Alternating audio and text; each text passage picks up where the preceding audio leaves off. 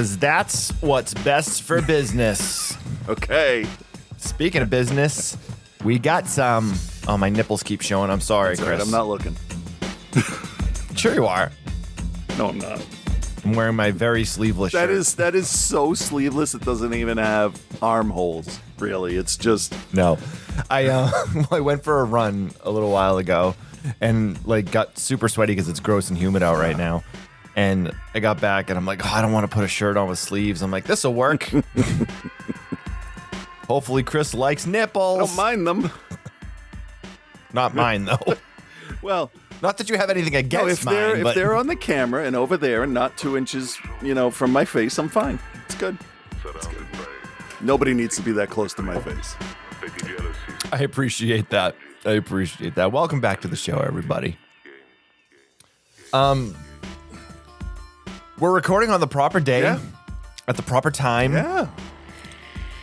But Bizarre. what's wrong? Something's wrong, I'm right? sure there's something wrong. I mean, so far, no, we're good so far. But I mean, I can't imagine that'll stick. Yeah. Yeah, welcome back to the show, everybody. Outside the Cinema, it's your weekly source for cult movie discussion. Mm-hmm. We're your hosts. I'm Bill. That's Chris. Help. We're here to give you some film reviews. Maybe we'll recommend them. Maybe we won't. That is Could be either. Yeah, and sometimes it's a third option. Yeah, it's just like, it exists. Yeah, I know somebody out there's gonna like it, but I don't know who. I don't know. I want to debunk that every movie is somebody's favorite movie thing. Oh, I didn't base that on science or anything. I just figured, No, but like, I mean, you're also not the only person to say okay, it. So. okay. I mean, I've heard that before, but it's like every band is somebody's favorite band, and it's like I don't think so. Yeah, yeah. I mean, it's a very nice sentiment to think that is true. But now, almost 16 years later, I have come to realize that there is some absolute garbage out there, and I don't mean God. like, Are We There Yet 4 is definitely somebody's favorite movie. I mean like the crap we talk about and the good stuff we talk about. Those cult movies and the hidden or missing stuff. Somebody is really proud of it. I think at the very least we could say they are happy with what they did. One person from the production. We've watched some movies though where honestly, I'm like, how can you be happy with how this came out? That may come up today again. I don't know. It's always a possibility. It is. Speaking of what could come up today, to two films we're reviewing 1993's Dark Waters. Yep. It's a European flick. I don't remember if it might be Italian. Y'all would recognize later the cover art though. Oh yeah, for sure. Because it's been on like it was Severin. Severin is one that Severin found and then licensed out to every streaming service it possibly could. And then the other one is a kind of a later run 1979 disaster flick called City on Fire, starring Shelley Winters. Of course, it's all that matters is Shelley Winters. I mean, I know there's other big name actors in it, but the 70s disaster flick is something that we've covered before. Sometimes with great love, like Roller Coaster. Yeah. And sometimes with, hey, this is 2 hours of boring. And I think, what was that, Towering Could Inferno? have been, yeah. I mean, wasn't O.J. Simpson in that? That probably didn't help. I mean, at the time it was fine. But like, since 30 years ago, it's not all right. Since 30 years ago, yes. Not all right. So those are the flicks we're reviewing today. As I had announced on the show last week, July 11th, we will be doing the online premiere, the streaming premiere of The Woodsman on YouTube on the Dark Matter Films channel. All that information is on our Facebook page. You can hit me up on Twitter, or not. Well, I mean, I guess you can hit me up on Twitter. I probably won't respond because I don't use it. But OTC Bill on Instagram, get all that information. Make sure you follow me and you follow Kyle and you follow the OTC Industries accounts. looking forward to that. That's coming up. That'll be fun. I'm going to hopefully have a couple of announcements on some other projects soon. Did I mention the new Rebuilder video that's out? Did I mention that? It does not sound familiar. Maybe you did last week, but I directed the new video. Very nice. All right, so I directed the new video for the band Rebuilder, who of course I've worked with before. I did the Music Matters documentary that I did that's on YouTube. They were in that. I also did their COVID pandemic live stream. Yeah, I remember. Okay. But I did their new music video. I actually did the first 2 singles off the record. I did the videos for. The second one will be out later this summer. It is the new current one is called Hold On. They just signed to AF Records, which is Anti-Flag's label. So they're doing good stuff. If you like fun melodic punk rock, Rebuilder is for you. If you like the video, tell me it's cool. I would appreciate that too. I'm pretty happy with the way it came out. Nice. And yeah, I think that's about it. I filmed American Nightmare the other night at Bridge 9, which was cool. There'll be a release of that at some point. I still have a Newfound Glory set that's supposed to come out too for them. But I just haven't been able to get to it yet because I'm apparently busy. So as they rattle off like 25 projects, I'm like, oh yeah, I guess there's some stuff going on top of baseball, which is still going. Yeah. So. Yeah, we're in playoffs now for we got our last regular season game tonight, which was actually supposed to be on Friday, but with all the rain and stuff. Yep. And then Travis goes into playoffs. Travis pitched almost a complete game last night. We won 18-4. Wow, very nice. So he did a good job. Nice. Did a good job. Enough about me, Chris. What's going on with you? Here's something I found out the other day. So I had a job that I started on April 6th, 2010. Okay? Okay.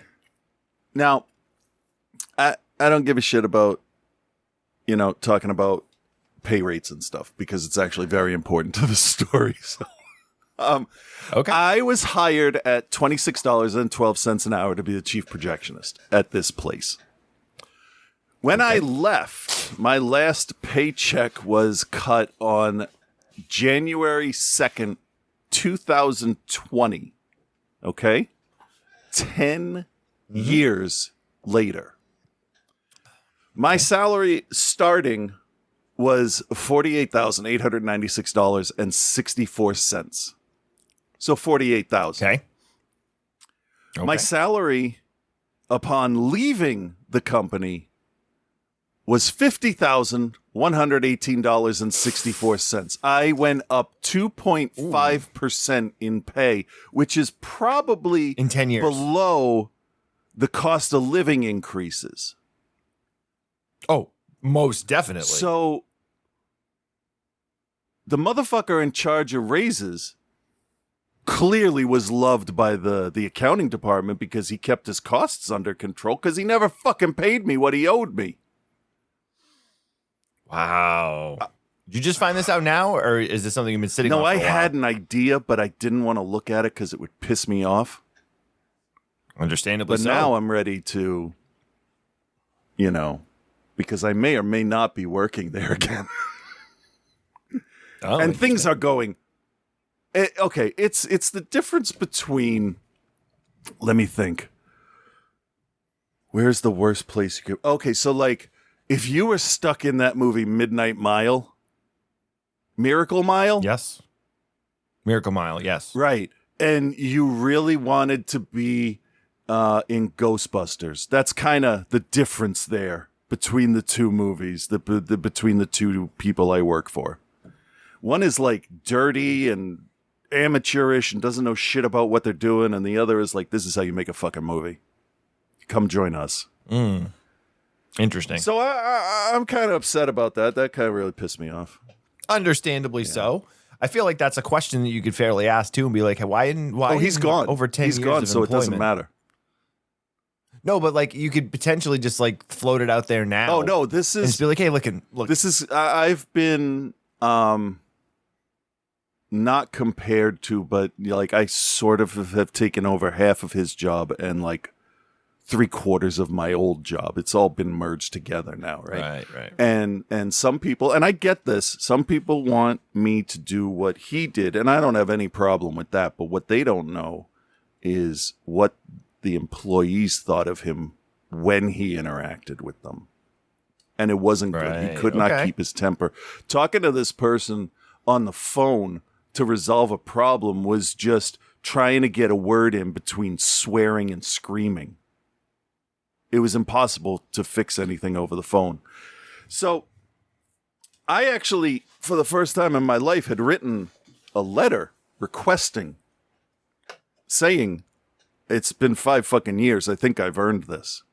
And I got a no because I scratched a print. Which I didn't, by the way.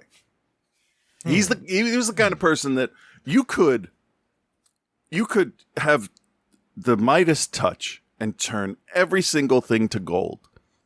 But you forgot that grape, so fuck you. So now everything is awesome at work. So I just don't understand companies that like a yearly raise should be a thing. it should have been a fucking red flag to HR. This guy's been getting really good reviews. I swear, I'm not making this up. I love that job, right? I did my best. I still do. Well, that's why you did it for That's so why long. I went back. Yeah. You know, because he wasn't there. No, but even the idea of despite not getting what you deserved, you liked the job enough that you weren't going to rock the boat Well, and take a chance because you liked I'm not the going job. to ruin it for the paying guests. No, I would never do that. That's, yeah. So there's that. But I have a feeling City on Fire is going to be real short. So I got something else that I think might actually benefit some people hit from me. hearing. Hit me. So hold on, let me get the bottle out of my drawer. There it is. My normal, what's it called? Antidepressant, anti-anxiety medicine, hasn't been really working that much. And my doctor observed me as we were talking, and she said, "Okay, I'm gonna give you something else. We don't give this out freely. You definitely have to show that the other medicine isn't working. I have something called bupropion, bupropion. It's got another name. I want to say it's like Wellbutrin or something. Let me see what the generic is. But The other name is ecstasy. yeah, buproi. Okay. Wellbutrin. That's what it is. So I have Wellbutrin, and I started off at 100 milligrams, and then I went up to 150. And each time I did that, I got real twitchy, like overstimulated. My legs would twitch. I was talking a mile a minute, and then after like a day, it would even out in my system, and it was weird because I actually started feeling things like a little jump scare, a little thrill, palpitations, feelings. I was feeling feelings again. Mm-hmm. And then 4 weeks ago, I was sitting out back. It was nice. I'm just sitting there having a drink. Dogs are running around. And I thought to myself, oh, this is finally good. Things are finally good. As if on cue. Oh, Jesus. My brain said, oh, things are going okay for you? Well, guess what? You're 51 years old. You could die of natural causes fucking right now. And then you wouldn't see your kids grow up. You wouldn't know anything. They would lose you. They would not have you as a thing in their life. And then I spiraled. So fucking bad. I had a 2-week-long series of panic attacks. Ugh. Really, really bad. Like, fuck it. I'm in for a penny, in for a pound, right? Is that what the phrase? I've never heard that phrase before, but sure. So I'm out back, just like terrified for no reason. It's my brain doing this. I am having an existential crisis for real. Like, if Lovecraft could actually have described what existential horror and crises are, we wouldn't hold it up as a high standard of something to make your characters achieve, you know? It was awful. I was just gone. I was crying for a while. I was shaking. It was just the worst thing I'd gone through personally. The worst thing I'd gone through is when Rip passed out upstairs from her number being too low and I thought she was going to die. Or then when she got diabetes, or when she fell and smashed her head on the ground and it looked like she was going to die. Anyway, so there's a bunch of stuff. And then, so Ellen talks me through it and all that. And I have a follow-up with the doctor. And she says, yeah, the weird thing is panic attacks happen when everything's going okay. I'm like, what the fuck, dude? And she's like, I know, that's not right, is it? Like, okay, great. So I've had what I've been calling aftershocks. Couple of minutes to an hour of just panic, and it's gradually reducing. So the other thing is next That's good. Tuesday, no, 2 Tuesdays from now, I'm actually going to be officially professionally evaluated, and then I really hope given medicine for ADHD because I have it. There's no question. Right. And Well, you've thought that for years. yeah, I was diagnosed when I was little. My parents refused medicine and then never, ever took me for any mental help again after that. So that all this whole there was disassociation, there was imposter syndrome, there was finally coming to terms with all of the abuse I grew up with. That's a whole nother thing, by the way. That's just simmering rage inside of me right now. And there was a little bit of physical abuse. There was nothing sexual, which I'd be in jail because people would be dead if I remembered it. Anyway, that's not the point. So, Straight murder. So, right. Cool story. Still illegal. And all of that kind of happened at once. And I kind of got to the point where I was like, fuck this. Fuck everything. Like it wasn't that I was suicidal. I was as opposite of suicidal as I could possibly be. Like you see like the Matrix hanging the dude by the leg. Remember what I said? I'd kill you last? Like that kind of panic. Like anyway. Right. So crap. Get me back on point. What did I say before that? History of abuse. Yeah. Many So- years, ADHD. Yeah. So on Tuesday, the 20 whatever, I'll be actually evaluated, and then hopefully won't need the second in-person one, because they don't just give out Ritalin or whatever to people for obvious reasons. Right. So I have found now that I'm on this Wellbutrin, I have woken up every morning since I've been taking it, and I have gotten out of bed before 8 o'clock. I don't normally get out of bed on a day off until around 11. And my sense of time and all of those moments where I get ready, I got to go get my watch, and then I go back, and it's already 15, 20 minutes later than when I went to go. And I'm like, where the fuck? I black out time. And that hasn't happened. Well, that's so that's one indication to me that it's one of those things. But I think what started it was I started to get pissed off that I'm 51 and now I have to fucking deal with this shit at this age. I couldn't have done this in my 30s and been a normal fucking person for most of my life, right? No. Let's have my father sit there and say all medicine's bullshit and then never have him go to the doctor. Well, let me ask you this. Yeah, Chris. go ahead. Have you tried Jesus? Yes. Actually, yes. Yes, I was raised Catholic. I went to St. John's Elementary School. We attended church every fucking day in that school, and then went on Sundays, and I was in that church all the way through confirmation, and none of that shit is real. It didn't fucking help, and it couldn't help when I needed it. Fuck them. So yes, I've tried Jesus.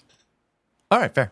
But, as Phil Collins says, But isn't thoughts and prayers the answers to well, everything? no, actually, it's the fact that Jesus, he knows me and he knows I'm right. And he knows me well. But yeah, it's been really difficult because I'm trying to learn how everything is at work, because it's like a snow globe. They took everything the way it was, shook it up, but all the pieces landed where they should have this time, which is amazing. Interesting. Yeah, that's not the norm. No, and I'm really getting used to who I have to talk to, what the channels are, what the chain of command is. Like, I can't have this person tell me there's a problem. It's got to, it's got to go through areas. And I'm totally fine with all that. But nobody at this point knows really, because my position is new in the building. So we're working on it. And it takes time. Yeah, and that stuff's all fine. We're going to have hiccups. We're going to have problems. And I don't have any issue with that. But I'll tell you, I do have a boss that actually seems to give a shit about me and care and ask questions and remember things and is actually open to my ideas. Because today, and then I'm going to stop talking about work because I don't know how much I can talk about. Oh, that's fair. I'm letting you go, dude. I'm letting you do your thing. Today, no, I mean following the employee handbook. Oh, well. I mean, so whatever. Today, there was a chain of emails about a film that we're having made to show specifically in our theater only. It's going to be just there to see it. And it was about the titles. And I read through all of them. And I'm like, this one's really good. But if you drop the first word, it's even better. And once it's out, I'll be able to talk about that. And I explained in the email to my boss, I explained why I think it's a good idea and what that title could reflect with what the movie is showing. And she added it to the short list of titles that they like. Oh, that's good. And you know what? It's little, that's not even a lot of effort, right? That's a little thing that validates me as an employee. The other person I worked under, as Omni was winding down, I said, hey, we should do a week where we show all the movies that were run the first week this was opened. And his response was, that's too much work. Like, this Omni Theater has been here since 1986, okay? It's 2020. It deserves more than just shutting the fucking lights off at the end. Right. But whatever. That boss, too, that I had when COVID started, because I know people in his family had health problems. And so I worked with him for 10 years. I knew some stuff. So I wrote him an email real early in the pandemic. And I'm like, hey, I hope everything's going okay. Let me know if you need anything. Because there's no hard feelings. They eliminated my position. What am I going to do? Be pissed at him? Right. No, I'll be pissed at him after when I realize he could have actually done something about it, but didn't. Like, for instance, he could have, as he retired, say, hey, you should call this guy because he really knows what he's doing. But he never mentioned me because he's a fucking asshole. All right. It is and it isn't. It's all right. It's like, oh, you say you're sorry that this all happened, but then you don't do a fucking thing to make it better? Go fuck yourself. Yeah. So things have been really bad. Everyone sucks. Things have been really Everyone bad in my sucks. head. That's just learn that. I'm gonna. Well, I'm sorry to hear you've been struggling. Well, that's a bummer, dude. You know what? I've been putting the artwork out there, and that's one of the things too. Is like my artwork. Like I have like 200 drawings started, so I'm like, fuck it. I'm just gonna start posting my half finished ones because. Yeah. Go. Yeah. Yeah, and Where's the City on Fire mural? Are we gonna get that? Actually, soon? I was thinking we could sell a T-shirt with the opening to Dark Water. If I drew that image of all of the hooded figures on the cliff with the bell and the crosses, I think that would be really neat in like a letterbox box across the shirt, and we read outside the cinema underneath it. That could be cool for sure. I was actually I'd be into that. so down that I considered for a while saying to you, hey, I'm going to move away from anything that could possibly make me upset. I need a break. But I think I'm doing all right. Well, you hide it well for me, man. I mean, I know we only usually get a couple hours a week together, but I would never know. It's all acting. It really is. It's exhausting, but like, it's not your problem, right? It's mine. No, but you've been my friend for 25 years, I know, but man. you can't help with the way the chemistry is in my head. But I'm telling you now, and I appreciate the support. I can do a lot of things, Chris. That is not something I can work on for you. You can't massage my But brain have you through my tried scalp? Jesus? I have. I don't like the flavor. Well, I heard about this and I just want you to know my thoughts and prayers are with you. Thank you. I'm cured. All right. Anything else you want to get off your Yes, chest, I have man? one other thing. We're rolling now. One other thing. Yeah. For years now, years and years and years and years. And I feel like I'm capable of doing this now because I'm a little more focused. Remember when we watched Road to Revenge? Yes, for the Shimmy Shimmy Slide movie, I've wanted, also known as Champagne and Bullets. yes, I have wanted to record an EP with you. And the A side would be Shimmy Shimmy Slide Shake whatever. And the reverse side of that would be, oh, nice. The reverse side of our single would be obviously a cover of Pet Sematary. Not Call Me Knifey Cock. Oh shit! Now it's a 3-song EP. It's gonna be a full length album. But I thought, Dude, look at this. Look, check out this artwork on the backside here. Hang on. oh, that's good. Look at that. That's If anybody doesn't have the Vinegar Syndrome Blu-ray Collector's Edition of Champagne and Bullets, you got to get it. It's incredible. nice. The box art is better than the whole movie. Oh, for sure. Yeah. I mean, we know that movie's amazing. It's I don't know if I have bad the and range for great. Shimmy Shimmy Slide. Nothing says we can't bring other people in to sing too. This is true. This is true. We can just be like Don was and be the producer in the background Yeah. and then take all the money. Yeah, sure. Get all the monies. All All right. right, yeah. Let's can we review let's some do movies? the fucking show. All right. All right, man. Well, let's just do Dark Waters first, I guess, because it's the more interesting of the two flicks. I can't promise it's better. The true face of the beast, and forever suffer it in their soul.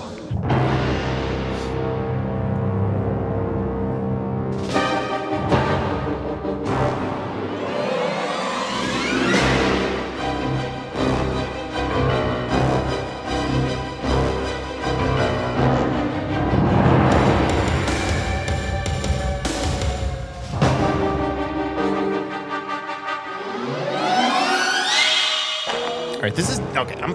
This is definitely. I mean, it's the Severin re-release thing, but that trailer does not give you any Oh, idea it's what just the film it's just is like like. an image kind of thing. Yeah, it's a 4K upgrade and then just some music put over it. Let me see if I can find so a more better like one a here. like a tech demo for the yeah, yeah. restoration. Okay. That's a problem too with some of the more surreal or visually oriented stuff. The trailers don't really work. Yeah, and this movie is definitely about the way it looks. Yeah. Not necessarily about the movie itself. Right. Let's try this one.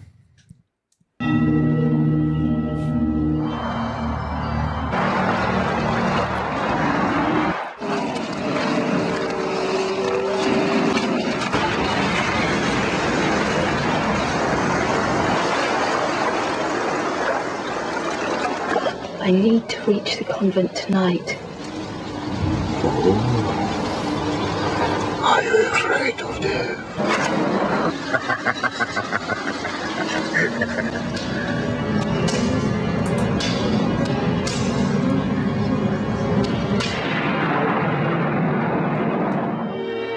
Someone or something is trying to put the amulet together again.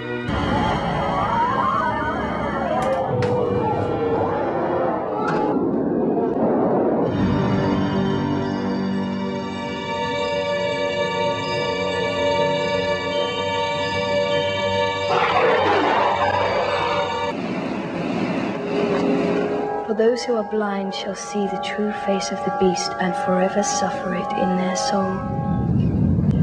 Is there no way of communicating with the mainland?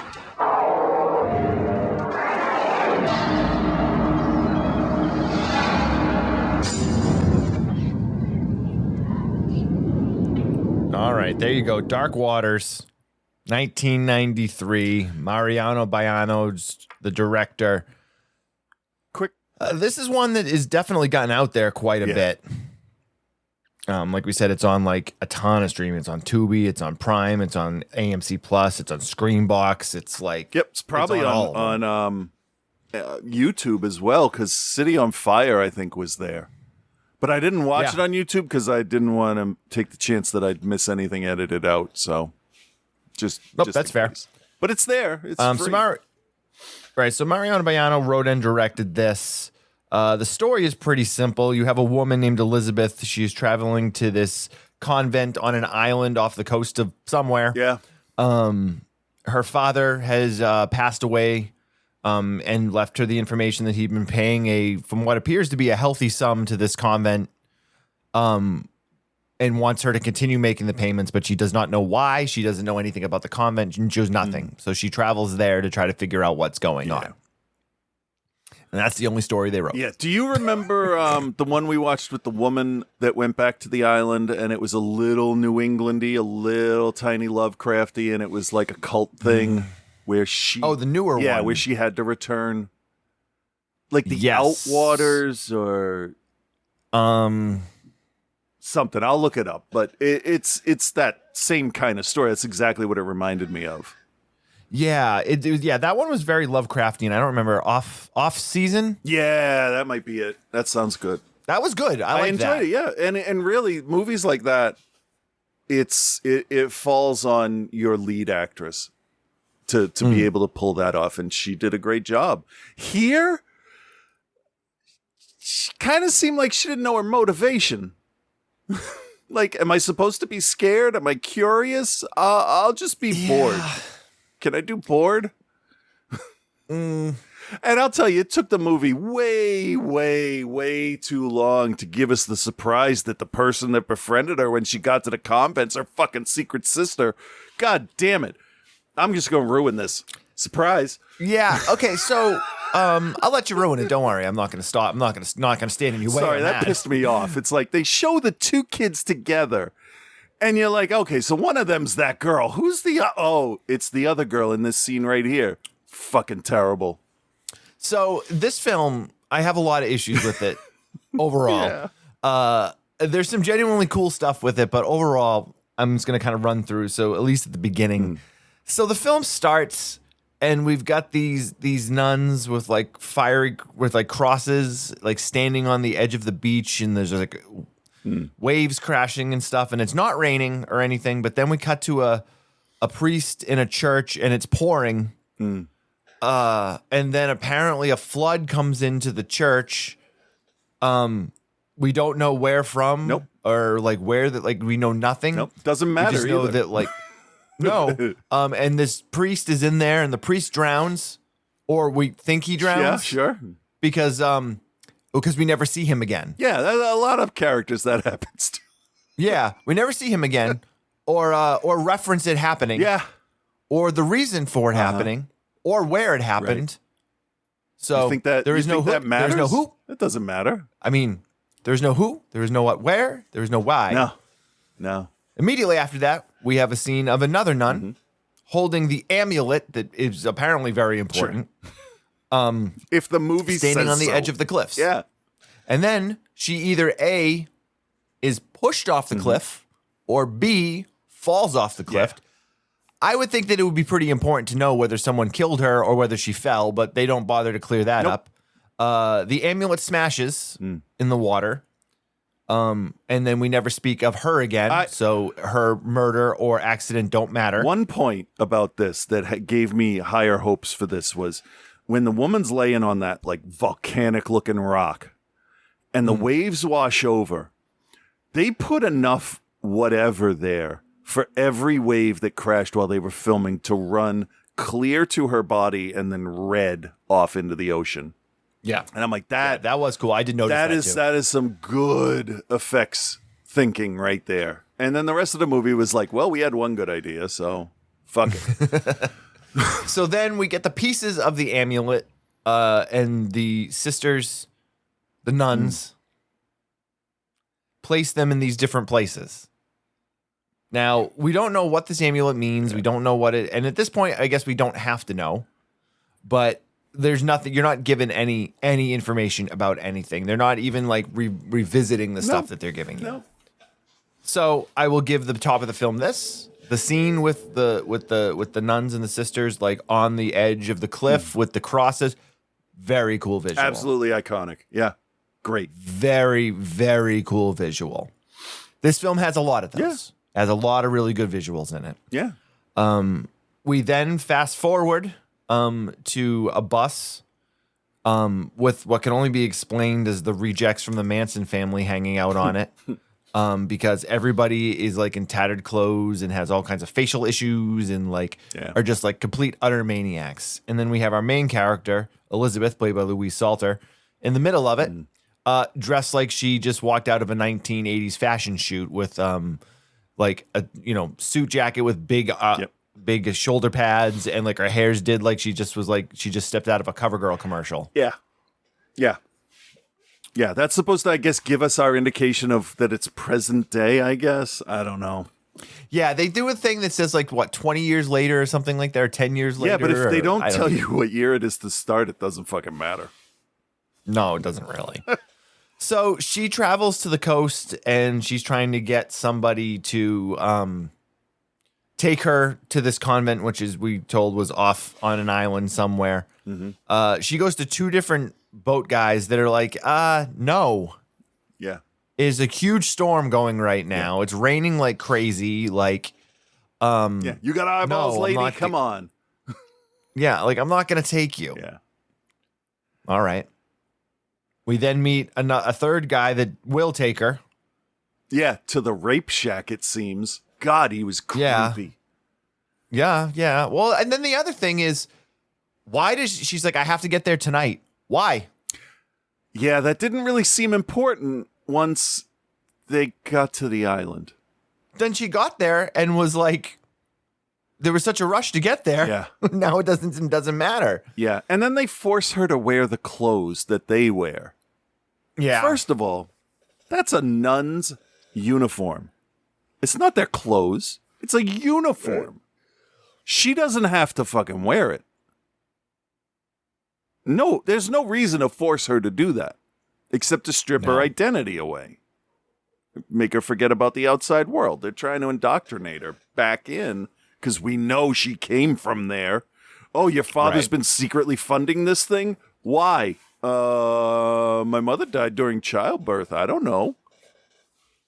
Fucking people. Yeah. So, Mariano thinks he's Ken Russell making this movie, I think. And he is not. Yeah. No. Watch the movie that you had said. What, open season, end of closed? What is it? This is Dark Water. What's that? Off season. Jesus Christ. It's on Shudder. Almost the same idea. It's almost the same story. There's just a lot less stupid shit in off season.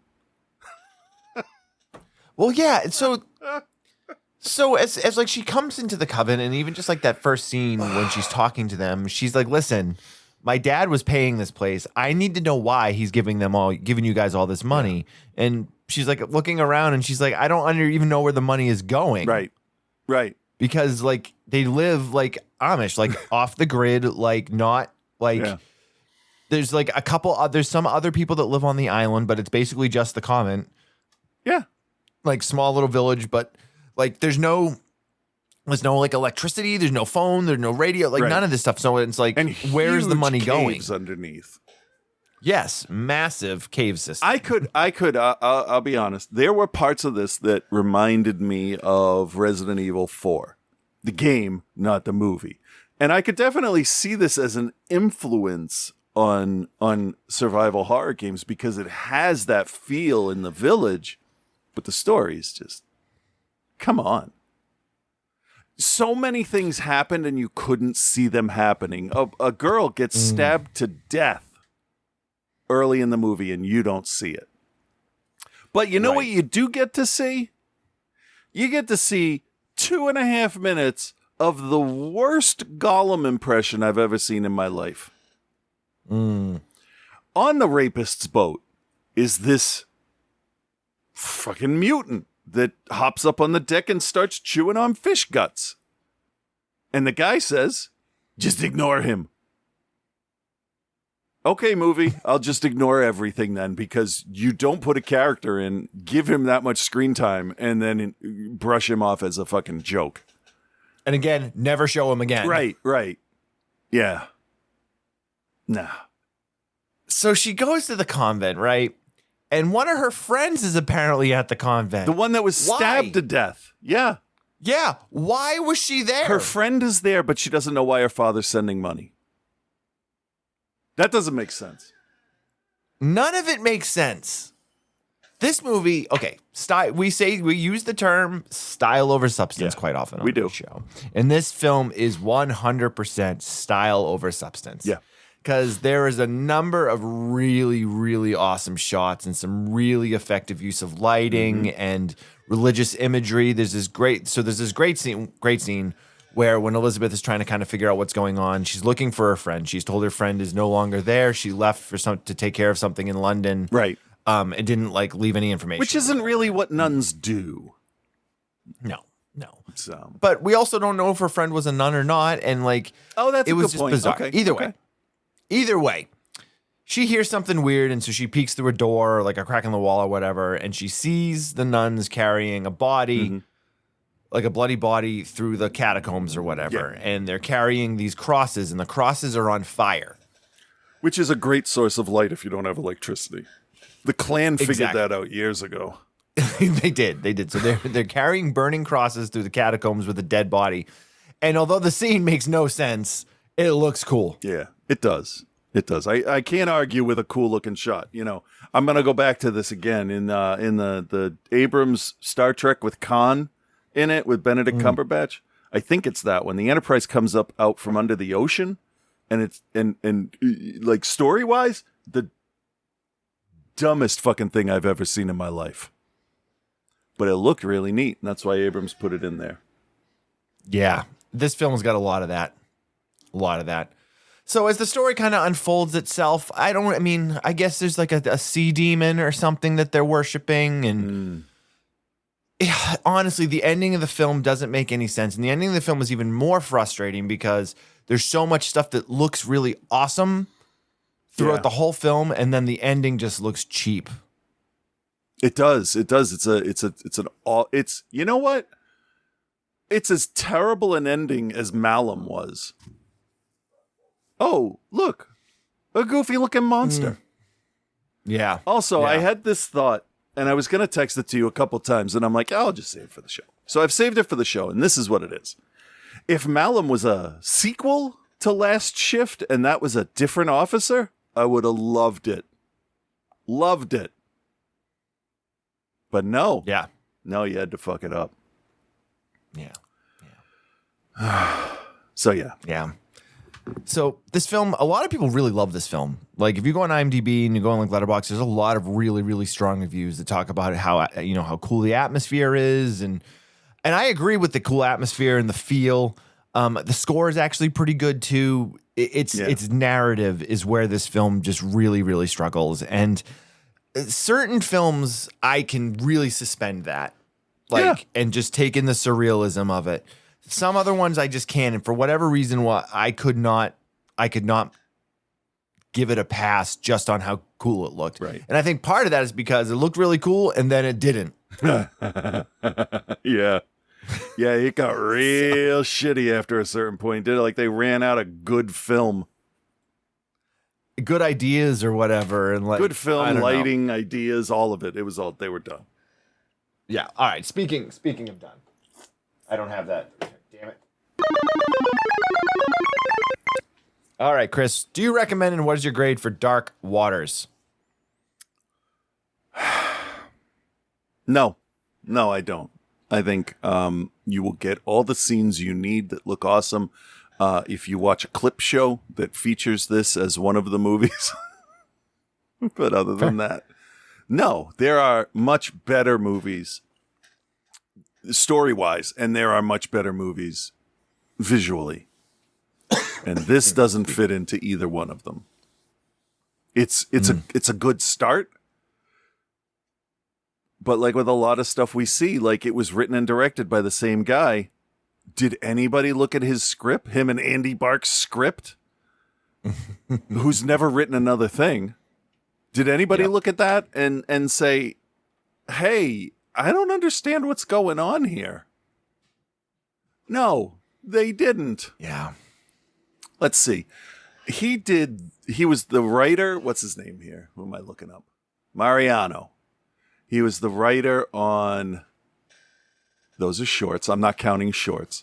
Dark Waters. Oh, that's fair. He wrote the screenplay for Thy Kingdom Come, a video called The Trinity of Darkness, and a bunch of shorts. He directed this. And I'm not going to count the shorts because we're looking at features, and that's different than a short. Short, I would imagine you would be able to tell me the process and the pre-production on that. It's all different, isn't it? Oh yeah, not even in the same realm. Yeah. Not even in the same realm. Okay, good. So we're talking apples and oranges, which is what I wanted to get to. So yeah, other people have made this exact storyline better. This is unpolished. It's unfinished. It's a good rough draft, but it's a D. I didn't like it. Not at all. Yeah, I'm pretty on board with you too. I'm not going to recommend it. I think there's a few really, really cool visuals in this. Like there's that great scene where they have the like kind of like weird nun on the cross with the backlight behind it with the two girls. Yeah. That's an incredible shot. I mean, it looks amazing. Yeah, but then like, you don't do anything with it. Yeah, then you get a dumb thing like one of the nuns is up against the wall or on the cross and somebody punches through her habit skin into her guts and pulls them out. Come on. Really? Not good. And wasn't there? Not good. This was the one where our main character smashed a woman's head against the floor super gently for like 6.5 minutes, right? Very slowly for at least 120 seconds. Yeah, it was longer than it needed to be, and it was pathetic looking. Like, yeah. And there's no real like resolution at the end of it either. And it's just like they got like so late. Like it was lazy to start, but like I said, they did some really cool shots. But by the end of it, they just stopped trying completely. Right. So because the character is resistant to it the whole time. She doesn't want any part of this, and then she just willingly eats human flesh. Did I miss a character moment where she changed? Or did she just be like, all right, fuck it, I guess this is what we're doing now? Yeah. And then we find out the sister's like half snake or whatever. It's like, is that what that was? No, I have no idea. Because I have no idea. It's not that she's like part demon, is she? Because like there was no rhyme or reason to her physiology. Like her skin was all fucked up like she was a radiated mutant. I don't know. Didn't say monster to me. It said poor victim. Yeah. I'm going to give it a D2 though. So sorry, I'll stop talking about it. It's okay. It's okay. So yeah, 2 Ds. Not recommended. Not recommended. No. Okay. Moving on. The year is 1979. The disaster flick is a big box office thing. And they made a film called City on Fire. If I'm not mistaken, this is the like TV spot for it. When their city explodes around them, Barry Newman, Susan Clark, Shelley Winters, Leslie Nielsen, James Franciscus, Ava Gardner, and Henry Fonda are caught inside City on Fire. Mayor, I'm afraid the hospital may be caught in a firestorm. The most spectacular, suspenseful screen adventure you could ever survive. City on Fire. What happened to them could happen to you. From AFCO Embassy, rated R. I don't know if it could happen to you. Oh, no, it can't, because this can never happen. City on Fire. Man, 1979. And you heard a whole bunch of big names there. Barry Newman, Susan Clark, Shelley Winters, Leslie Nielsen, James Franciscus, Ava Gardner, Henry Fonda, Yes. and more. At least you didn't say Henry Fonda. This is directed by Alvin Radkoff, who also did Shades of Green, Say Hello to Yesterday, A Voyage Around My Father, and a whole host of TV work in the 60s, 70s, 80s. So, do you like disaster flicks in general?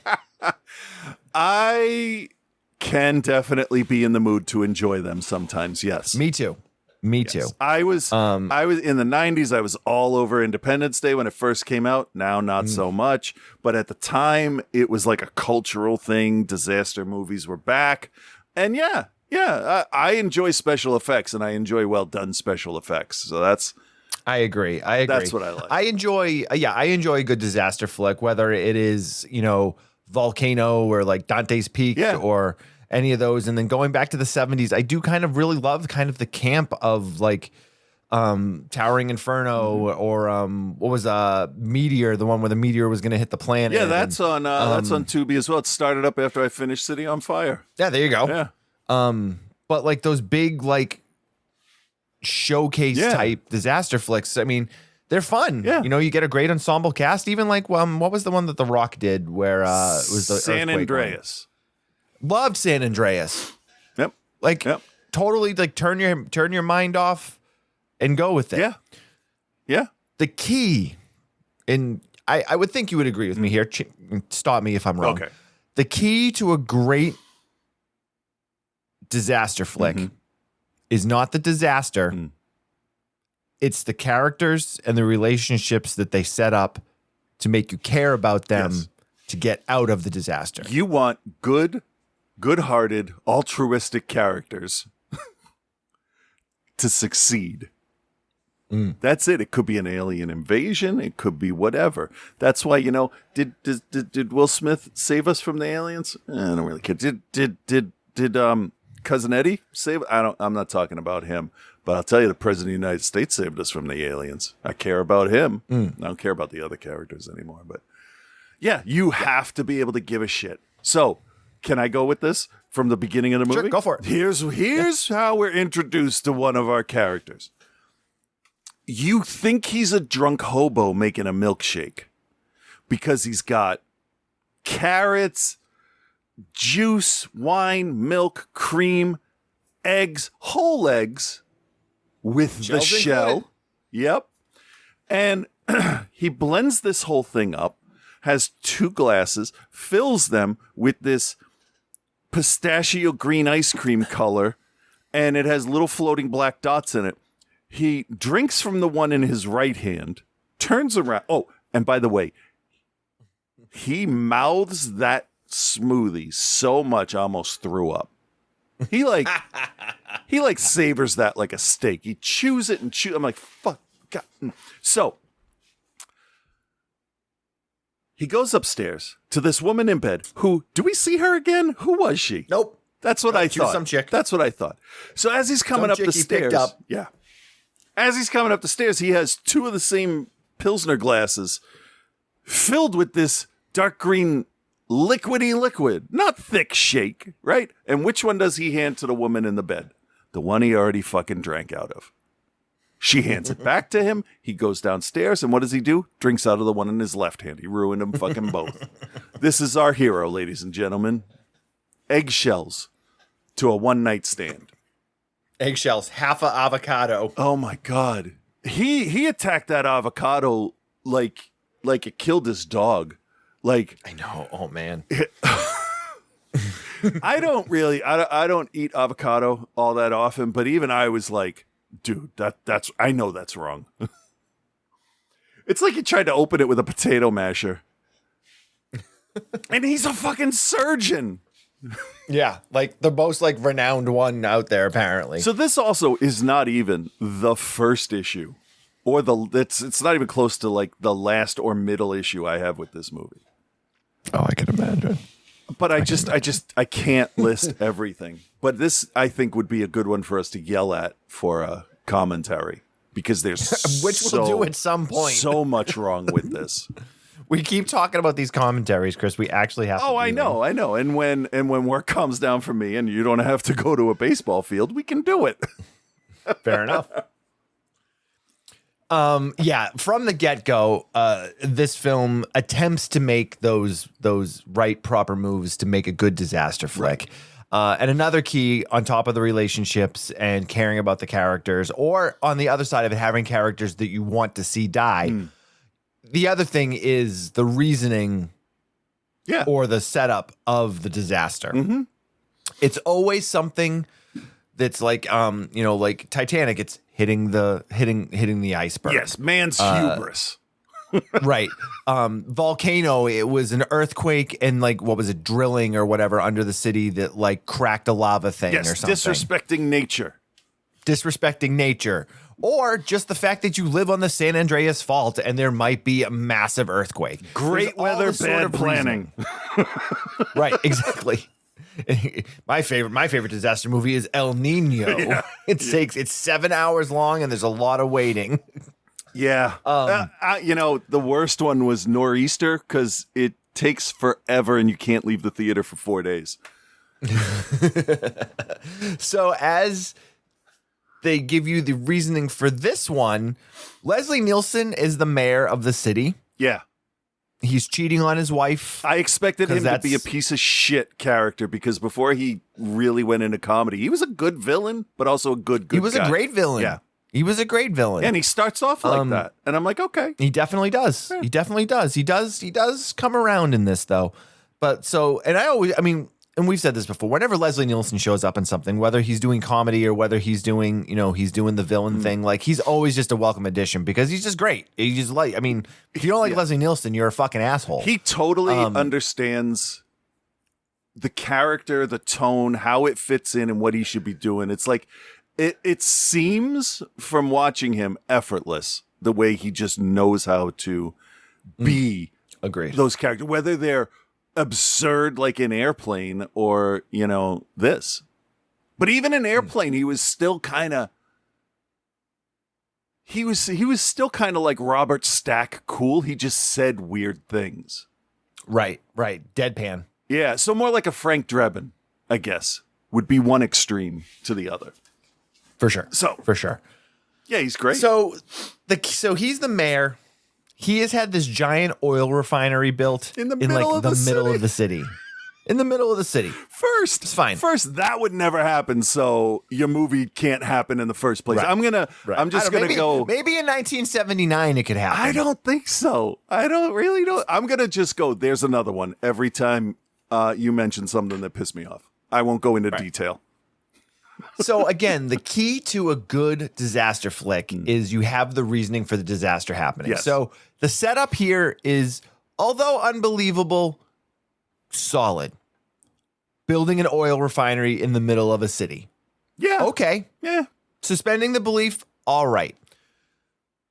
They kind of touch on the there was a lot of people that were mad that it was built there because of something that could happen. Now, if I was making this movie, which I won't be,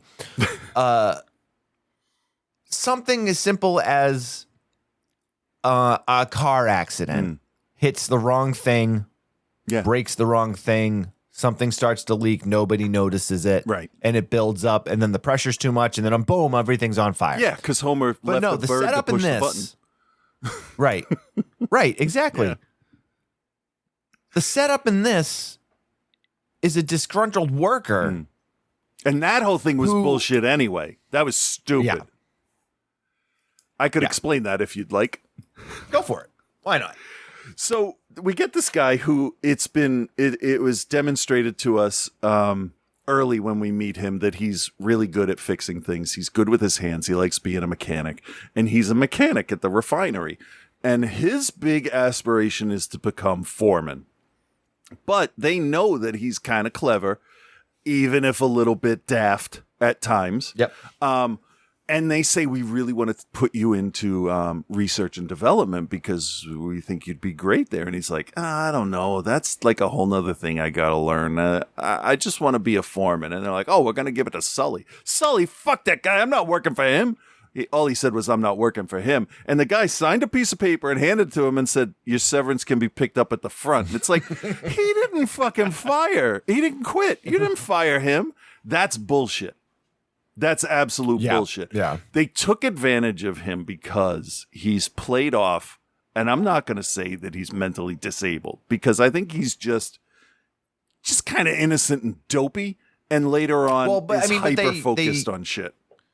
Right. But so the whole thing is they're dedicating this new hospital that they just opened. And there's like a famous actress or some sort of celebrity named, was it Diane or whatever? Yeah, sure. And this guy went to high school with her. Right. Because there's this weird part when we first meet him where his wife is like cleaning their house or their apartment or whatever. And she's like, hey, whatever your name is, you're on TV. And the guy's like, oh, I am? Oh, yeah. And she's like, yeah. And Diane so-and-so's on TV. And he's just like standing in the background. And she's like, what were you doing at the airport? And he was like, Oh, and he doesn't really give her an answer. No, So no. they give us the idea that he's got this weird obsession with this woman because he went to high school with her. Yeah, he definitely is a stalker. I mean, Yeah. from point -A through to From Z. why are you at the airport Yeah. to point B? You know, I was thinking while you were explaining the thing in the middle of the town,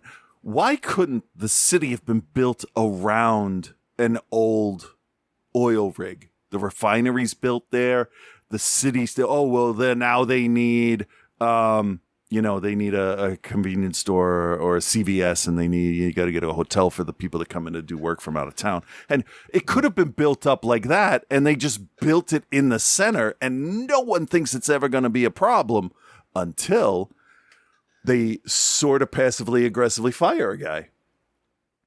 Mm-hmm. Right? Because then it's like, oh, we love the refinery, blah, blah, blah. And then it tries to kill you. Instead, everybody's already suspicious of it, so you're like, yeah, something's gonna happen.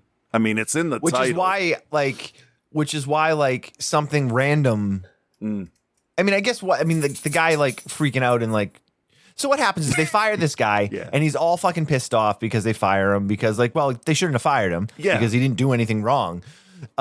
He just chose not to accept a position in a different department. Well, I mean, he didn't actually even say no. He just, in the heat of the moment, stated an opinion. That was it. True. So he's sitting in the locker room area with one of the other janitor guys or whatever, and he's talking and we know that he's obsessed with this chick because he opens his locker and he has a picture of her in there, and he goes on this fucking soliloquy about all kinds of random shit. And he looks at the janitor guy and he grabs the janitor guy's broom and he's like, and nobody listens anymore. And the guy looks at him and goes, okay, Sully, I'll go mop over here. yeah. And then he loses it. So he's walking out and he stops at one of the many different things in a refinery Yeah. and just starts turning all the fucking dials.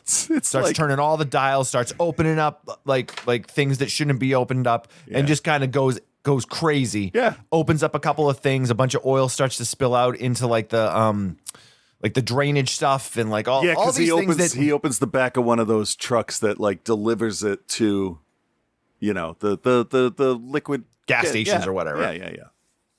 So they set the scene there for there to be all this oil and all these like gasoline or whatever, just kind of spreading out slowly from the thing.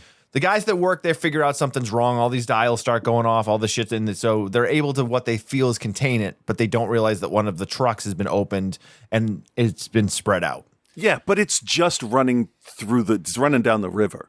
So it's Right. already diluted with water, and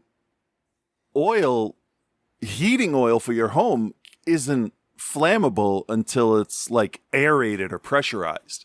Then it ignites. You can't go up to a barrel of oil and hold a match to it and expect a Michael Bay explosion from it. So Right. there are a lot of I don't want to say technical inconsistencies, but just they could have asked somebody. Right. And they didn't. So it's there's just so many points in this movie that are why are you doing that? Why is anybody doing that? That's not how things happen. You're going to tell me that the entire city's on fire and the chief of the fire department is not out there with his crew? No, Come the chief on. was out there with them. No, Fonda. What's his name there? He's the chief of police. Oh, that He's was not the fire police? guy. Yeah. Well, he should have been out there too, because let me tell you about this one scene. Well, so the fire is ignited by some maintenance workers that are working in the sewer system, and they're welding, and the sparks from the welding gun ignite it, and then everything goes up. And this is after they give you kind of a red herring where there's a house fire. Yeah. Where these little kids, these 10-year-old kids are smoking cigarettes, and one kid coughs and he throws it into the trash and it almost burns the house. It does burn the house Right. down. Here's the funny thing, though. In the 70s, you didn't have to, if you were 10, you didn't have to hide smoking. You could just do it. Right. It wasn't a thing. I also love though that they just had like a bag of like a giant like can of rags just like hanging out next to the house. Yeah. Everything in this movie is flammable. For instance, I watched a bag of laundry get electrocuted and then 5 minutes later explode into a ball of flames. A bag of laundry. And it's not like, oh, there could be something else in it. There's a sign over it that you can read 6 times that says laundry's picked up at 4 p.m. Fucking explosive hospital garments. Are you kidding me? I just can't. I didn't freeze. I didn't freeze. I'm just trying. No, I know you didn't. So many things are wrong with this. So many Okay, can I just go through some of the dumb shit? Sure. Here, let me get comfortable. Here's my biggest problem with this whole thing. This fire rages from day to nighttime, and not a single other city or town's fire department shows up. They have 3 fucking trucks. No, it was just the marching band that the mayor had at the hospital. Yeah, no one else. No one else. Like, there have been fires that we've seen recently, wildfires, where people from here on the East Coast go to California or wherever to assist, or Australia, and they take equipment with them and they help because that's what you fucking do. Mm-hmm. This was not done here. There was no call to anybody else for any help because the biggest problem in this movie is getting the people out of the hospital. That city only has 1 hospital? I mean, it's got a fucking oil refinery, but it only has 1 hospital? Well, it was the new hospital. Great. So that means there's room at the old hospital. Why weren't ambulances dispatched to take every single person out of there the second the fucking fire started? And why was our main character performing the first incision on a person right after the fucking lights went out? The lights go out, and it's amazing. All of the beeping machines stay on, but the lights go out. And he makes the initial incision in the dude's chest with no power in a city on fire. Are you fucking kidding? Oh, they heard me yelling about fire. Now I know, right? Every character in this movie is a fucking moron. Except for Shelley Winters.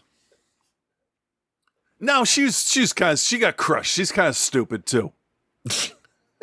Yeah, she goes back to help the guy that started the fire and gets crushed. Yeah, no, that was stupid. If it's too dangerous for him to be there, it's too dangerous for you to be there. For sure. I mean, he's an adult. They told him, get the fuck out. And he's like, I got to get pictures of this girl I want to stick my dick in that's never going to talk to me. Good. Glad you died for that. Yeah, because he shows up at the hospital and the Diana chick is there. Yeah, of course. Who also apparently had a relationship with the main character of the movie, but was also actually sleeping with the mayor.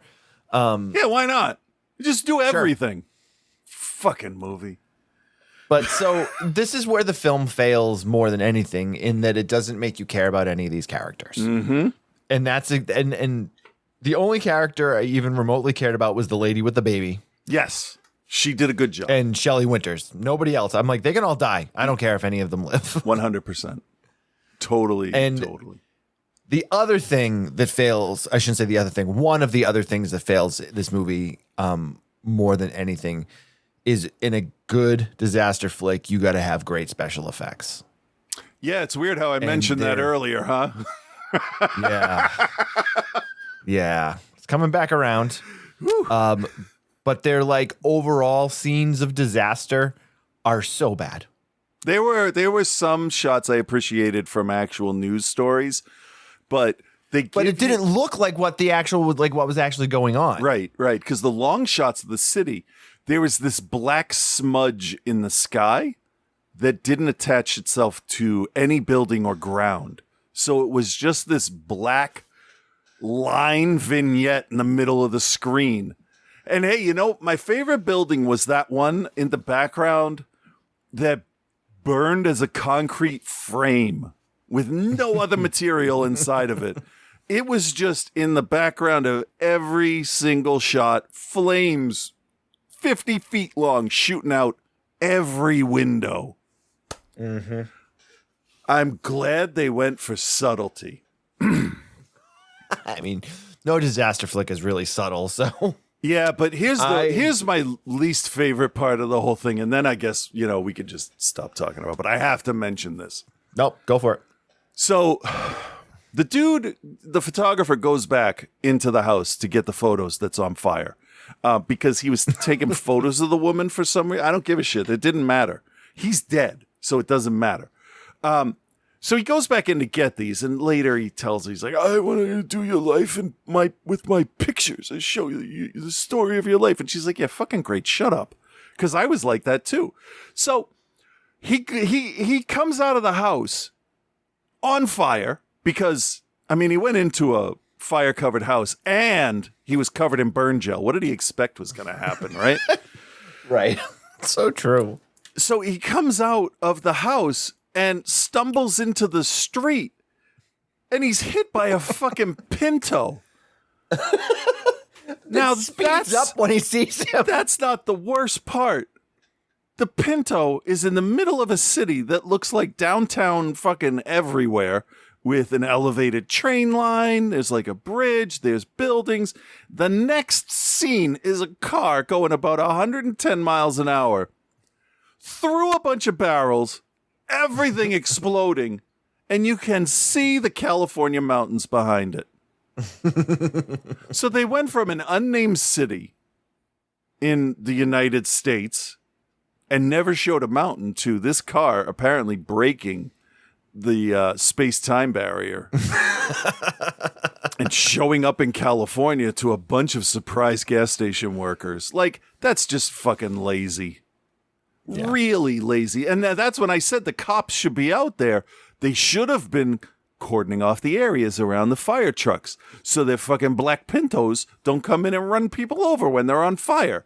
You could argue it was a mercy kill, but the merciful thing would have been for me to never have woken up again. Because this movie, I fell asleep 3 times watching this. Okay. It was only 90 minutes long, too. That's the terrible thing. It's so boring. It is so slow and so boring, and I could not give a shit if people made it out. And also, we're supposed to believe that the air at the door of the hospital to where the fire trucks are, and they showed us this, the air is hot enough to combust clothes. It's got to be like hundreds and hundreds and hundreds of degrees to catch nylon, polyester, cotton. She's a nurse, so I'm assuming she's wearing cotton clothes in the 70s.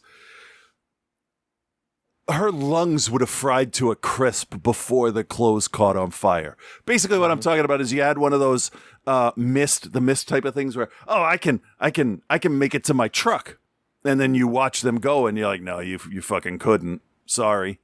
But that's just stupid. Mm-hmm. I get that the air's too hot for you to breathe. That's fine. Don't make the poor woman catch on fire. But there was one other smart part in this whole movie. They got the fire hose. They're soaking everybody down so they can go through this until they get to the water tunnel that the fire truck set up. And this is what pissed me off about why they didn't have other fire departments. And they also didn't know where all the fucking fire hydrants were. All right, fine. You're only the fire department. So the doctor at the end sprays down his ex and soon-to-be new lover and Leslie Nielsen, and they run. And that's when the fire hose burns and breaks. And now that pissed me off. So I looked it up. And did you know that fire hoses are not flame resistant? Really? Yeah. That's fucking weird, right? Yeah, that is weird. I think his Worcester Polytechnic Institute is trying to work on a formula for a fire-resistant hose. So that part was real. I mean, that part could happen. So the doctor only managed to wet down one arm. And I'm like, well, he's just going to run and we're going to see that, if you're a big, tough man, it won't matter. No, this dude flops on the fucking ground in all the water they'd been spraying the entire time, rolls around in it, puts it in his hair. I'm like, okay, that was the most believable part of the whole movie. It was, well, and it was the smartest part. Yeah. Too, 'cause, yeah. It was I fully expected, like you, for them to skip it. Right. But no, they showed that he's actually a smart character, and why they didn't show us that earlier. I mean, he ate fucking eggshells, but he's smart enough to use the runoff water to save his life. The movie it's a bipolar movie. It really is. It's really smart 2 or 3 times, and then it's like, whatever. But do you recommend it, Chris? No. Oh, that's what we're doing. No, I don't recommend this. This is fucking garbage. F. I hated it. It's low. terrible. It is so bad. So bad. D-. I give it D-. It's not that terrible. Actually, you know what? It's that wasn't. Let's watch it. I'll give it a C. By the time we get to the end of the show, it's going to be. It's a perfect movie. Do you ever watch Cinema Mistakes? On Cracked? I think so. Yeah. Stanley Severs does it. Steven Spielberg is his character. He does. If you guys haven't checked it out, watch it because the basic story of the show he does is his name is Steven Spielberg, and he roasts the most all the recent hits or whatever. Okay. And he gives the reasons for them. And every movie he starts with, he did Fast Five, and he's like, all right, reason number 1 why Fast Five or whatever the most recent Fast and the Furious is, Fast X is a bad movie is because and it's it'll be something super stupid and random. It's okay. Or what was the one he did with it was the Super Mario Brothers one where he's like reason number 3 that's bad is because Jack Black is Bowser. Jack Black is in School of Rock. Bowser doesn't rock. Okay. All right. I can get behind that. And so, but by the end of it, he always starts off he's going to skewer the movie. And by the end of the review, though, he's like, actually, this movie rules and is the best movie I've ever seen in my life because it really speaks about me. Because in the Mario Brothers one, he talks about how Princess Peach shouldn't want to be with a plumber. She should want to be with a cool guy like me because I'm in a band. I'm in a band and I got this. And by the end of it, he's like, this movie really helped me find who I am, and I'm going to take it off the skewer stick. That's funny. Really I funny. like that. I like that. It's really funny.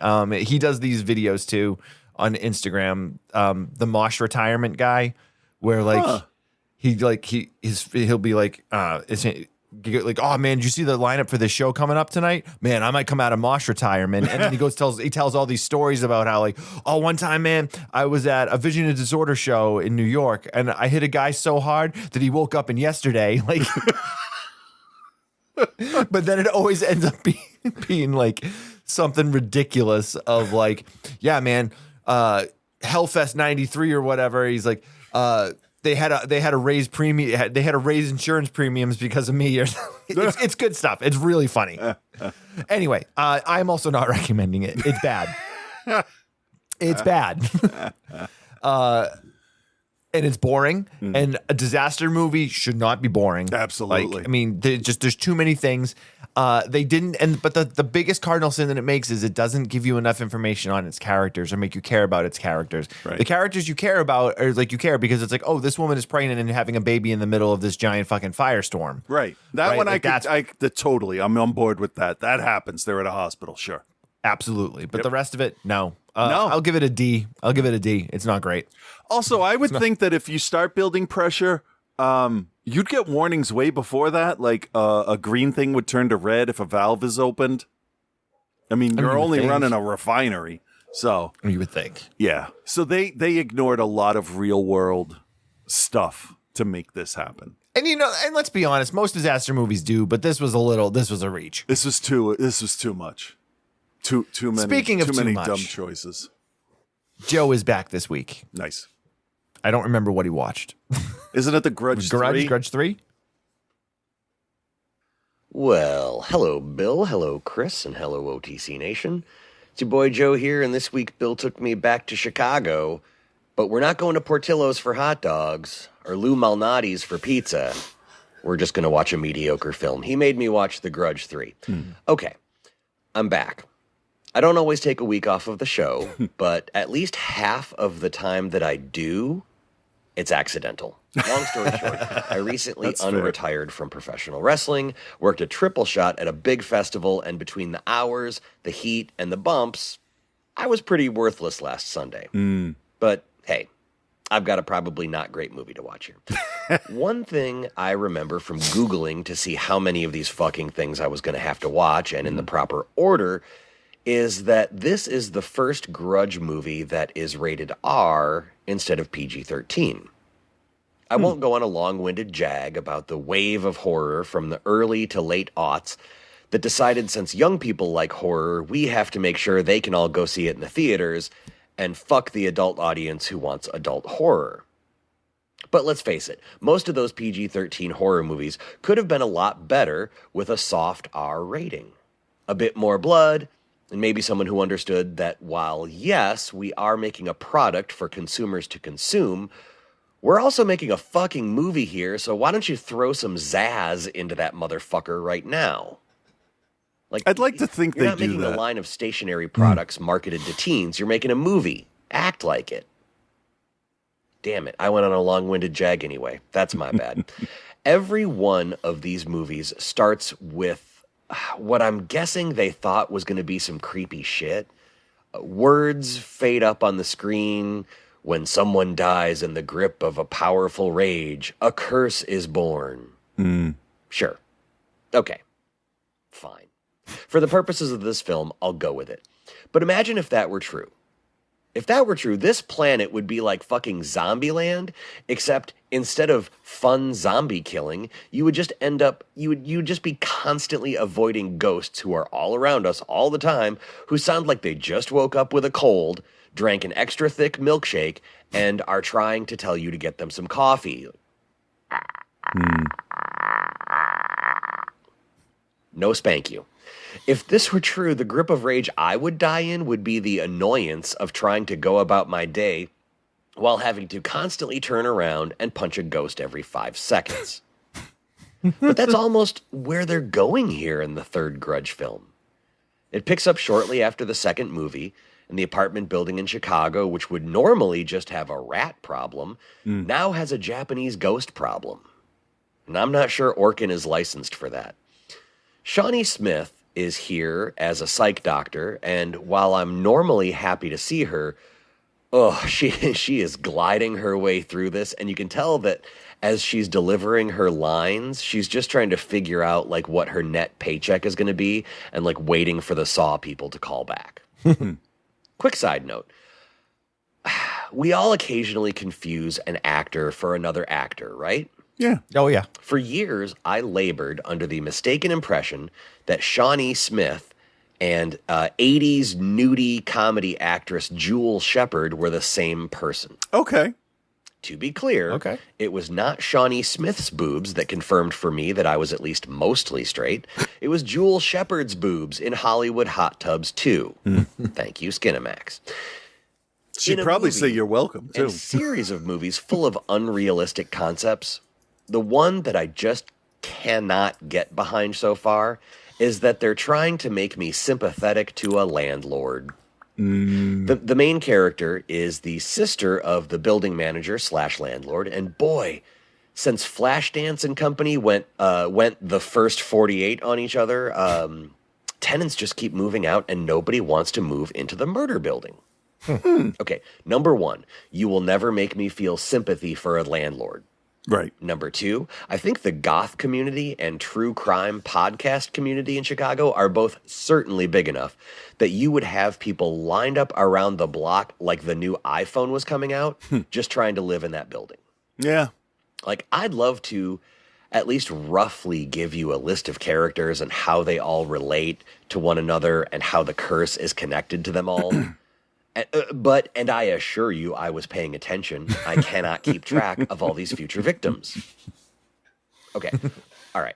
I might have been a little bit distracted by Googling old pics of Jewel Shepard, but I was at least mostly paying attention. Also, apparently ghosts can hit puberty because they cast the same boy as Toshio, the little boy ghost. Oh. But in the 2 years since this last film, he's noticeably about 3 inches taller and is kind of starting to get his man voice. So when he tries to do the little kid croaky thing, it's fucking hilarious. Sounds like a predator, I'm sure. Right. I'm going to end on a bit of a rant because I'm trying to follow this movie, but there are so many characters and they're not really giving us any new information or like really anything new. This whole movie is just the ghosts moving on to kill new people, which is the crux of what's pissing me off here. I get that these ghosts are pissed off because they got murdered by their husband/father. But none, capital N-O-N-E, none of these people that they killed here in this movie had anything to do with anything fucking related to that. Like in the first movie, the ghosts are super pissed off that somebody moved into their house. Fair. And at least that makes a little sense. Yeah, Like their Beetlejuice. spirit is attached to the place that they were murdered. Fine. Great. Go kill those honkies. In the second one, more people go into the house and kind of disrespect it. Even better. Go get them. Go get them, ghosts. Oh, who's a good ghost? Go get them. But in this one, it's just people who live in an apartment building who are aware of the existence of someone else who lives in the building who is related to someone who disrespected your ghost house. At this point, you're not a vengeful spirit. You're a psychopath just taking pleasure in killing people. Yeah. Like, I would Dick, love it if ghost. my childhood bully got into a car accident or something, but I don't wish any ill on his second cousin's former roommate's friend who he played softball with one summer. That's right, Lone Almost Star. a Spaceballs reference. The good. It's a little bloodier, but nowhere near like ridiculous with it. The kills were a bit more visceral, so they had more impact. And if they had taken this level of violence and applied it to the first two films, I would be a much bigger fan of the series. The bad. Oof. Oh my God. I didn't mention it before. The dialogue in this film is more awkward than when I was in 7th grade at the dance and I asked Kelly Jakes, who was like one of the popular girls, to dance with me. Probably to a Tony, Tony, Tony song. Sweet. Whoever wrote this should be that level of embarrassed. The Grudge 3 gets a distinct fail, and I'll be back next week with the sort of sequel, sort of side story. That's just according to Google. It's 2020's The Grudge. Until then, be good, everyone. All right. Yeah. I didn't even know about that third one. Oh, really? I did. I don't think I knew about it, but I don't think I saw it. The Grudge has dropped off my radar like Yeah, over a decade ago. it's fair. Speaking about dropping off the radar, it's time for Holy Shit with Reverend Scott. That was good. That was a really nice surprise. Speaking of nice surprises, here's Scott. Nope.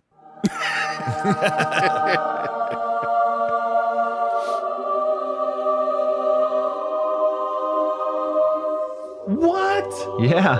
Holy shit. Yeah. With Reverend Scott.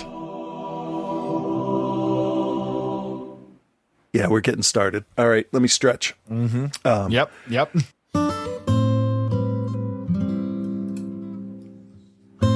Hey there, Bill and Chris. This is Reverend Scott. I kind of love you, but then I see you be like a complete D-bag.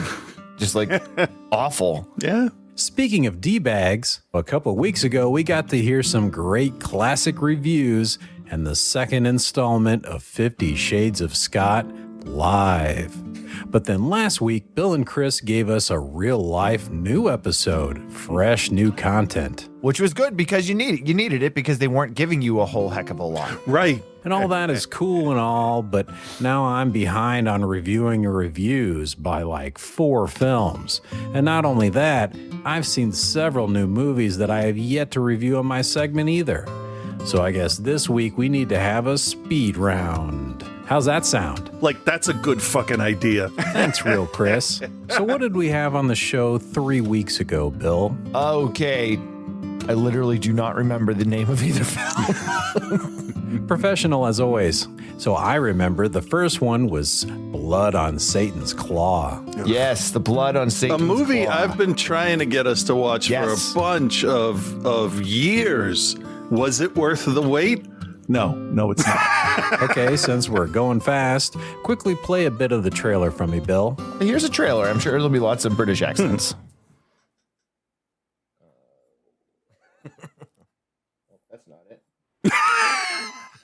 Oh, I forgot my thing. I had to restart the thing, so I got to put the. Time's up. Moving on. Tell me more about this era of filmmaking. They loved this time period to have the Catholics on top in more the way than one. Boring missionary. Moving on, I still don't know what this is about. Oh, it's a mystery. Yes, all kinds of weird stuff. All kinds of weird stuff. Weird why? Because they pray to Satan and like fucking come on, idiots. Cool. I give Blood on Satan's Claw a C+, and I give the review a B. Next up is the Levenger tapes. Remember that one? This sounds like found footage, so I better have Chris tell us about that one. It's out in Skinwalker County. It's on Area 51 Road. It's a Hangar 18 house. Fucking come on. Sounds riveting. What made this one unique? Two things can be happening at the same time. Like you can have cancer and a broken rib. That's possible. Right. Sweet. Movies what did don't you know learn that. from watching this movie? Did you guys know the VHS can do 1080p? Excellent. So it was educational. I give that an A-, and I give your review a B+. So what do we have next? Oh yeah, Last Shift. Bill can tell us what that's about this time. This cult had kidnapped these girls and it was trying to kill these girls, and her dad was part of the cops that came in to take him out. And as we learn a little bit at a time, we learn that they brought him and a bunch of the followers. So they had brought them back to the station. They all ended up killing themselves at the station. Yeah, ritualistically, definitely, though. When the story was they all died at the farm. Yeah, which is definitely something that the police would not want out. No. And how did that turn out for you? It was definitely like I kind of actually expected that to happen, but I was actually really pleased that that's what happened because I'm like, this is exactly what should happen. Right. Jeez, no spoilers. Can you at least tell me if you liked it? I'm not gonna suck its dick or anything. But we get it. I'm just a dumb hooker. Okay, we get it. So I give Last Shift an A, and I give the review also an A. Yay. Despite those spoilers. Sheesh. Fucking shut up. And finally, last and but least, Malum. Tell us about the plot. I don't remember offhand now. Fair enough. Well, at least tell me what type of thing it is. Why did they remake this already type thing? Again, fair enough. And since we are already discussing Last Shift very in-depth in my segment today, we'll just grade it now. I give Malum a D, and I give the review a B+. Okay, so far this speed round is going too slow. So let's speed things up with a little movie I like to call Fast X. So let me ask you, have you ever been driving your car out of the back of a Harrier jet into the side of a mountain with no parachute or helmet and thought to yourself, hey, but wait, what about the plot? But then when you do get some plot, it's just the most nonsensical clusterfuck ridiculous bullshit ever put to film? It is possible, although highly unlikely. Yes. Yes. But at the end of the day, it's all about family, I think. And it ends on a cliffhanger. Okay.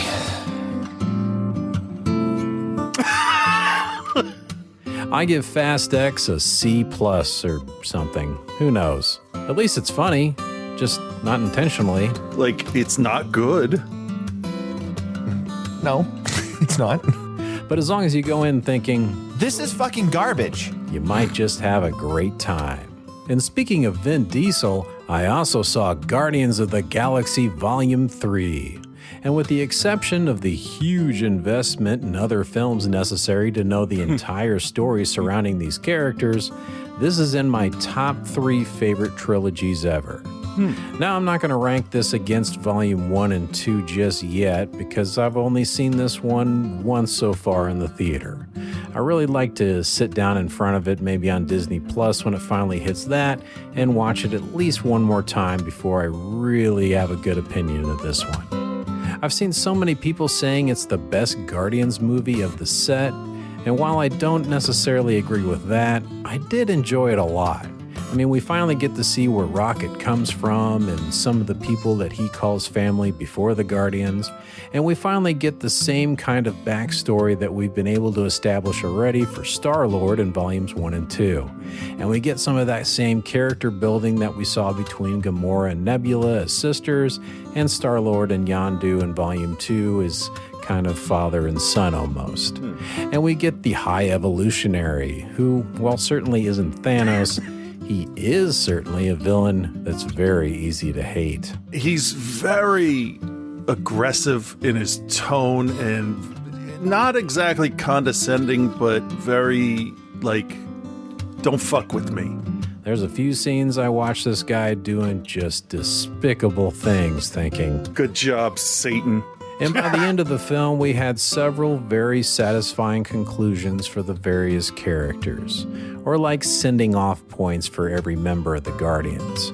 I especially enjoyed seeing Groot really grow as a character. You know what I say to that? Ha!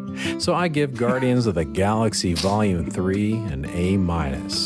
I highly suggest you watch it because it may be the last good Marvel movie we ever see. And finally, I saw Spider-Man Across the Spider-Verse. And I'll say this much, if you're a fan of art like I know I am and Chris is, there's lots and lots of different art styles, and this movie has a lot to love about it. Nice. And by that, I mean it's over 2.5 hours long. Nice. I mean, it's fun to watch. There's some amazing action sequences. There's scenes full of emotion, and there's also a lot of talking in one location without anyone moving around. And while I don't usually mind that in some movies, I'm not sure about putting that in your fast-paced action animated Spider-Man movie. It just felt like they had the money and the freedom to run wild with it, and they just went a little overboard. Like, did you really need to do this? On top of that, we have yet another cliffhanger ending. Like, after a 180-minute runtime, you couldn't just conclude the damn thing? I mean, don't get me wrong, I love all the characters, references to comic books from over the decades, the crazy action, and I especially love the dozens of art styles that are all mashed together throughout the film. But it just felt too long. And for that reason alone, I place it a little below the first Spider-Verse film. But I still highly recommend it, and I give it a B+.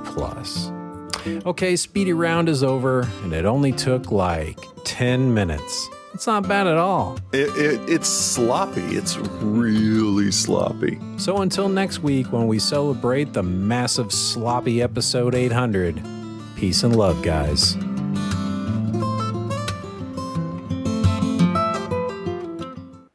Outside the cinema. I don't know who these fucking people are. Still. Right.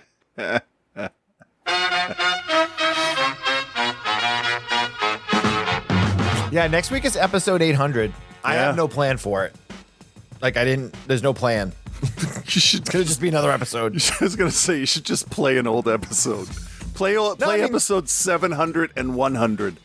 700 and 100. No, it's just going to be a normal episode. I mean, if anyone wants to send an email, you can send one to outsidethecinema@gmail.com. You can also send us a voice note if you want it, or hit us up on Facebook. I don't have a plan for it. Yeah, that's fine. So, thank you guys very much for listening to the show. If you'd like to get in touch, you can email us, go to our Facebook group, or hit up Chris on our social media places. Yeah. Instagram @OTCBill, @Cthulhu. Join our Patreon. All that show monies we make goes right back into keeping the show on the air. Outside this, patreon.com/outsidethecinema. That's all I got. Yeah. I gotta pee. Me too. Show's over. See you next week.